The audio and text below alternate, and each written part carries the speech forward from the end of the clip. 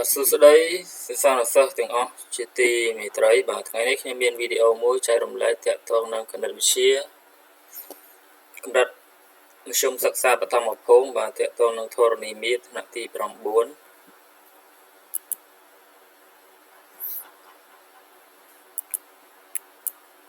ចឹងមានលំហាត់មួយបាទគេថាគេមានរង្វង់ដែលមានផ្ចិត O និងពេលគុយជាបន្ទាត់ប៉ះរង្វង់ត្រង់ A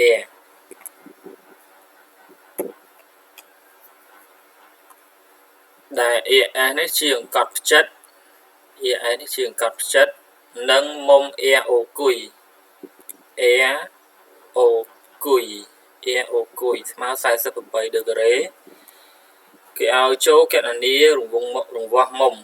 អញ្ចឹងករង្វាស់មុំ O គុយ A O គុយ A ខរង្វាស់មុំ AS តេ AS តេករង្វាស់មុំ T A គុយ T A គុយតែអញ្ចឹងយើងសង្កេតឃើញថា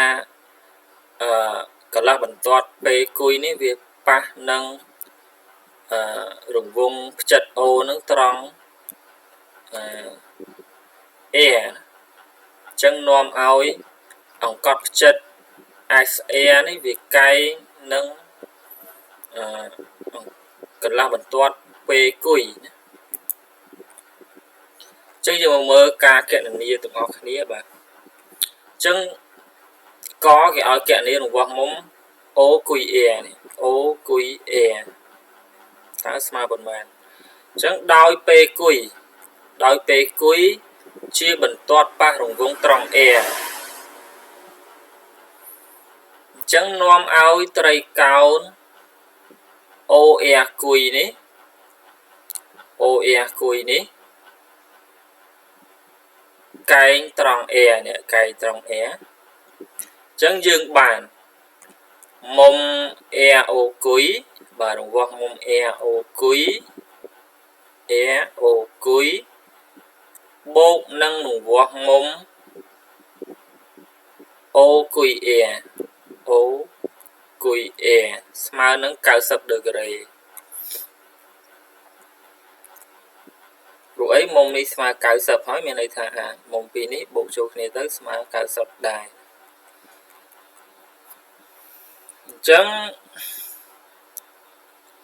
មុំ OA គុយបូកនឹងមុំ AO គុយនេះស្មើនឹង48ដឺក្រេស្មើនឹង90ដឺក្រេអ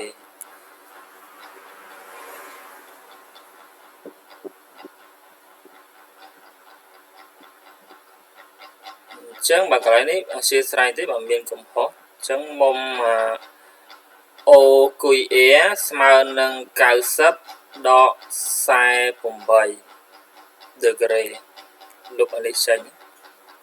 នេះយកមកនេះដកអញ្ចឹងយើងទាញបានរង្វាស់មុំ O គុយ A ស្មើយក90ដក48ស្មើ42ដឺក្រេអញ្ចឹងដូចនេះរង្វាស់មុំ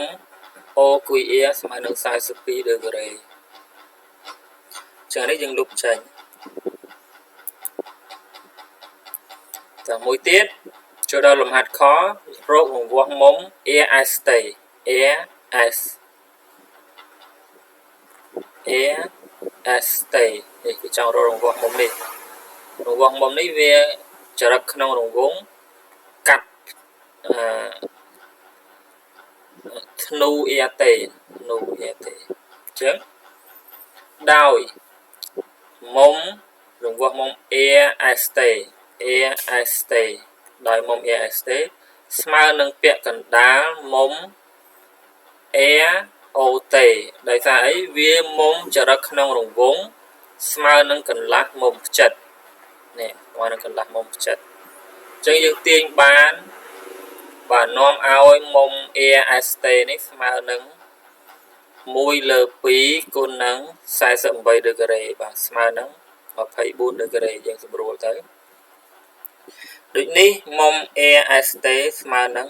24ដឺក្រេលំហាត់កគណនារង្វាស់មុំ T A គុយនេះ T A គុយខ ចឹងយើងសង្កេតឃើញថាមុំនេះបូកនឹងមុំនេះស្មើ90ដឺក្រេតាមរូបគេបានមុំ TR គុយបាទ TR គុយបូកនឹងមុំ TRS ស្មើនឹង90ដឺក្រេក្នុងត្រីកោណសមបាត ORT នេះបាទគេបានផលបូកមុំក្នុងបាទមុំ TRO មុំ TRO មុំ RTO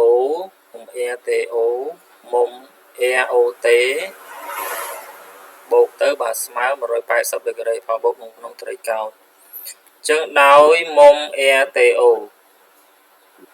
មុំ RTO នេះស្មើនឹងមុំ OTO អញ្ចឹងដោយសារអីមុំបាតត្រីកោណសមបាតអញ្ចឹងយើងបាន2មុំ TRO 2មុំ TRO បូកចូលគ្នាបូកនឹងមុំ48ដឺក្រេនេះស្មើនឹង180ដឺក្រេអញ្ចឹង2នៃរង្វាស់មុំ TRO នេះស្មើនឹង180ដក48ស្មើ132ដឺក្រេអញ្ចឹងយើងទាញរកមុំ TRO ស្មើនឹង132ចែកនឹង2ស្មើនឹង66ដឺក្រេនោះយើងទាញបានមុំ TR គុយស្មើ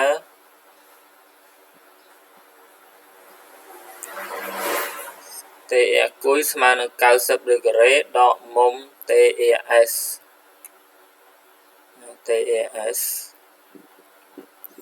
បាទស្មើនឹង90ដឺក្រេដក66ដឺក្រេស្មើ24ដឺក្រេ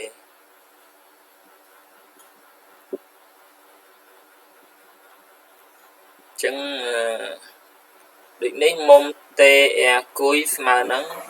24ដឺក្រេ TR គុយយើងផ្ទៀងផ្ទាត់យើងយកមុំនេះបូកមុំនេះស្មើ90មែនអត់អញ្ចឹងយក24នេះបូកនឹងមុំ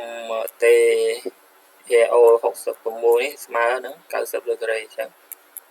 ផ្ទៀងផ្ទាត់បាទសូមអរគុណវីដេអូខ្ញុំមានតែប៉ុណ្្នឹងបាទជួបគ្នានៅវីដេអូក្រោយបាទជូនពរសុខភាពល្អ